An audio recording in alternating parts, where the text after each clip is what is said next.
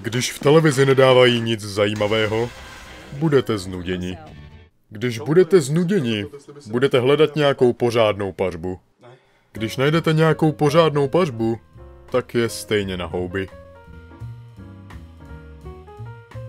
Když tedy vyrazíte na houby, tak vám štěstí nebude přát a žádnou nenajdete.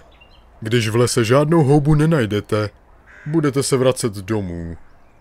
Když se budete vracet domů, přepadne vás neznámý muž, vezme si vaše peníze a vy skončíte s nožem v hlavě.